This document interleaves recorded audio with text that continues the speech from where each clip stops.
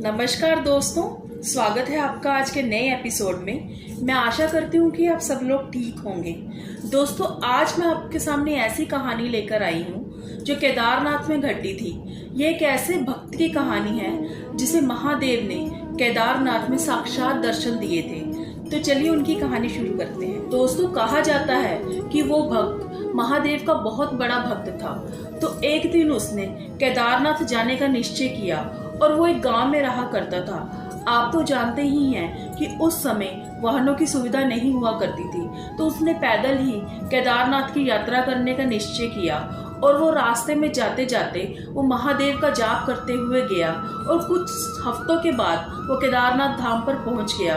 दोस्तों, आप तो जानते ही हैं केदारनाथ धाम के दरवाजे 6 महीने बंद और 6 महीने खुलते हैं। तो वो उस दिन केदारनाथ पहुंचा जिस दिन केदारनाथ के धाम बंद होने का समय था। तो वो पंडितों के पास गया तो उसने पंडित जी से कहा कि मैं बहुत दूर से पैदल यात्रा करके यहाँ पर पहुंचा हूँ, कृपया करके एक बार भगवान के दरबार खोल दीजिए ताकि मैं उनके दर्शन कर सकूँ। पंडित जी ने कहा कि यहाँ का नियम है कि 6 महीने यहाँ के द्वार बंद रहते हैं और 6 महीने यहाँ के द्वार खुले रहते हैं। और पंडित जी ने कहा कि ये यहाँ का नियम है और नियम को बदला नहीं जा सकता। तुम्हें अब 6 महीने बाद ही आना होगा। अब ये द्वार 6 महीने बाद ही खुलेंगे। इतना कहने के बाद पंडित जी वहाँ से चले गए और बाकी के जो भक्त थे वो भी वापस चले गए और वो वहीं बैठा रहा और वो जोर जोर से रोने लगा और महादेव से प्रार्थना करने लगा कि मैं इतनी दूर से यहाँ पर आया हूँ, अब मैं आपके दर्शन करके ही जाऊँगा, नहीं तो मैं यहाँ से नहीं जाऊँगा।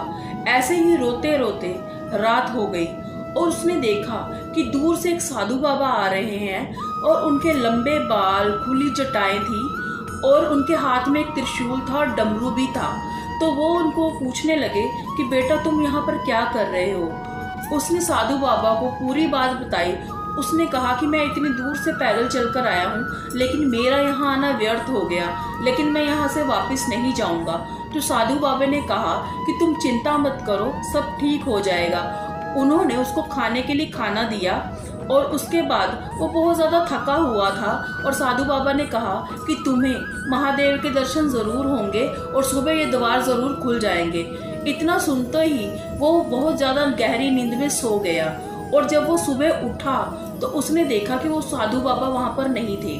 और फिर उसने देखा कि पंडितों की एक बहुत बड़ी मंडली केदारनाथ के द्वार खोलने के लिए आ रही है। तो वो भागा हुआ पंडित जी के पास गया तो उसने कहा कि पंडित जी, आपने तो कहा था कि यहाँ के द्वार 6 महीने बाद खुलेंगे, तो आप सुबह ही कैसे आ गए। वो पंडित जी उसको देखकर बहुत ज्यादा हैरान हो गए और सोचने की कोशिश करने लगे। उन्होंने कहा कि कहीं तुम वही तो नहीं जो इस मंदिर के द्वार बंद होने पर आए थे। उसने कहा हाँ पंडित जी, मैं वही हूँ, मैं तो यहाँ से कहीं भी नहीं गया, मैं कल रात से यही हूँ और आप सुबह ही यहाँ आ गए। तो पंडित जी बहुत ज्यादा हैरान हुए। उन्होंने कहा कि ये क्या बात कर रहे हो, मैं 6 महीने पहले यहाँ के द्वार बंद करके गया था और आज मैं 6 महीने बाद यहाँ पे वापस लौटा हूँ और तुम ये कैसी बातें कर रहे हो। तो उसने कहा कि नहीं, मैं कल रात से यहीं पर ही था।